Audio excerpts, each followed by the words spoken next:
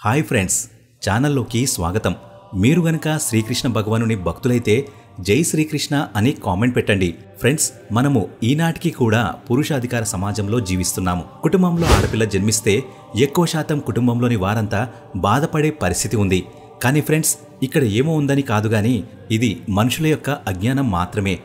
ఆడపిల్ల ఎంతో భారం అనుకుంటారు, కానీ నిజం తెలిస్తే మీరు ఆశ్చర్యపోతారు. ఆడపిల్ల ప్రతి ఒక్కరి ఇంట్లో పుట్టదు. భాగ్యశాలి అయిన వారింట్లో మరియు ఎంతో పుణ్యము చేసుకున్న వారింట్లో పుడుతుంది. ఈరోజు మీకు అదే విషయము ఈ వీడియోలో చెప్పబోతున్నాను.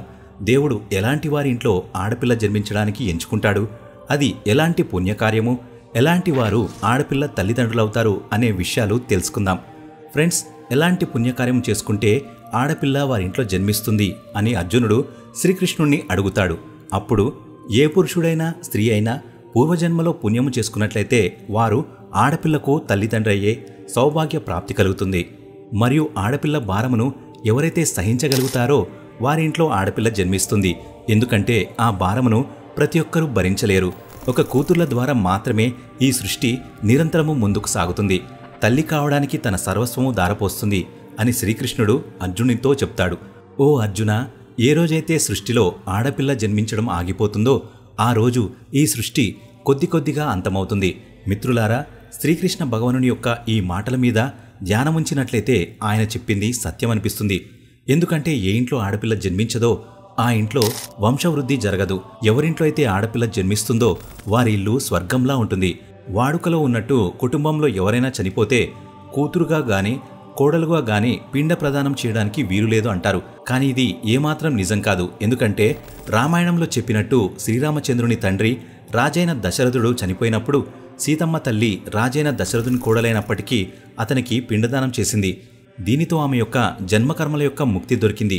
ఇంతేకాదు, హిందూ మత గ్రంథాలలో చెప్పినట్టు కూతుర్లు కూడా తండ్రి యొక్క పిండదానం చేయొచ్చు. మరియు అదే అత్తగారింట్లో పురుషులు లేనప్పుడు కోడలుగా పిండ ప్రదానం చేయవచ్చు. అందుకే ఎవరింట్లో అయితే ఆడపిల్ల జన్మిస్తుందో వారు ఎంతో అదృష్టవంతులు. ఒకరికంటే ఎక్కువ ఆడపిల్లలు కలిగిన ఇంటి వారు కూడా అదృష్టవంతులు అవుతారు. మరి ఒక కారణం ఏమిటంటే కూతురును లక్ష్మీదేవి అని కూడా భావిస్తారు. చాలామంది ఆలోచన కూతురు విషయంలో భిన్నంగా ఉంటుంది. సమయం పోనీయక తొందరగా వివాహం చేసేయాలని ఉంటుంది. ఈ ఆలోచన ఒక కూతురు యొక్క భవిష్యత్తును వ్యర్థం చేస్తుంది. ఒకసారి ఆలోచించండి, ఒక ఆడపిల్ల మనసులో ఎన్ని కలలు ఉంటాయో మరియు ఏమో చేయాలని ఉంటుంది. కానీ కలలు కలలుగానే మిగిలిపోతాయి. అందుకే మన కూతురు యొక్క కలలను నెరవేర్చడానికి అవకాశం కల్పించాలి. వారి జీవితంలో వారికి సంతోషం కల్పించాలి. ఒక కుమారుని కంటే ఒక కూతురు తల్లిదండ్రుల గురించి ఎక్కువ ఆలోచిస్తుంది. మరియు తల్లిదండ్రులకు ప్రేమను మరియు వారిని తన సొంత వారిగా చూసుకునేది కూతురు మాత్రమే. కూతురు జన్మదినమును ఎంతో ఉత్సాహంగా జరిపించాలి. ఆడపిల్ల ఎంత ప్రాముఖ్యమైనదో తల్లిదండ్రులు వారి కూతుళ్లకు అవగాహన కల్పించాలి. మిత్రులారా, కూతురు తండ్రికి ఎప్పుడూ భారం కాదు. ఆమె తన నిమిత్తము మరియు తన కుటుంబం వారి అదృష్టము నిమిత్తమే ఆ కుటుంబంలో జన్మిస్తుంది. ఒక కథలో ఇలా చెప్పబడింది. చాలా దినములైన తర్వాత ఇద్దరు స్నేహితులు కలుస్తారు. వారిలో ఒక స్నేహితుడు ఇంకొక స్నేహితుడిని ఎలా ఉన్నావని అడుగుతాడు. అప్పుడు అతని స్నేహితుడు, నేను నా ఇద్దరు కుమారులతో సంతోషంగా ఉన్నానని జవాబిస్తాడు. మరలా ఈ స్నేహితుడు ఆ స్నేహితుడిని, నీవు ఎలా ఉన్నావు, ఎంతమంది పిల్లలు అని అడుగుతాడు. అప్పుడు సంతోషంతో, నేను బాగున్నాను, నాకు ఇద్దరు కుమార్తెలు అని చెప్పాడు.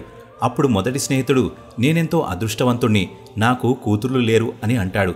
అప్పుడు ఆడపిల్లల తండ్రి అయిన స్నేహితునికి కన్నీళ్లు వచ్చాయి.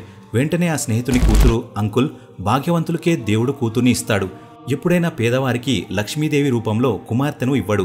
దేవుడు కుమార్తెను ఎవరికిస్తాడనగా పేదవాడై ఉండి కూడా పోషించే సామర్థ్యం కలిగిన వానికి ఇస్తాడు. ఒకసారి వివేకానందుడు వైష్ణవీదేవి మందిరము మెట్లెక్కుచుండగా ఒక తండ్రి తన కుమార్తెను తన భుజముల మీద కూర్చోబెట్టుకుని వెళ్తుండగా అప్పుడు స్వామి వివేకానందుడు, మీ కుమార్తె యొక్క భారము మీకుండొచ్చు, కుమార్తెను నా భుజముల మీద కూర్చోబెట్టుకుని వైష్ణవీదేవి మందిరం వరకు తీసుకెళ్తాను అని అంటాడు. అప్పుడు ఆ తండ్రి, కుమార్తె ఎప్పుడూ తండ్రికి భారం కాదు, భారమును తగ్గించేదిగా ఉంటుంది అని అంటాడు.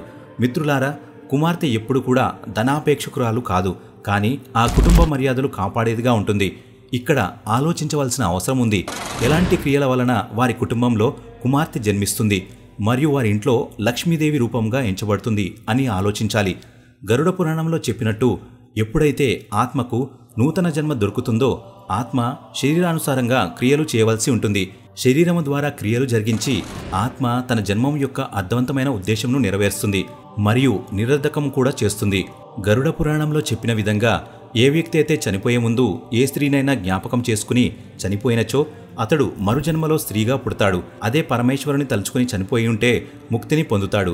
ఫ్రెండ్స్, మీకు ఈ వీడియో ఎలా అనిపించిందనే విషయాన్ని కామెంట్ బాక్స్లో తెలియచేయండి.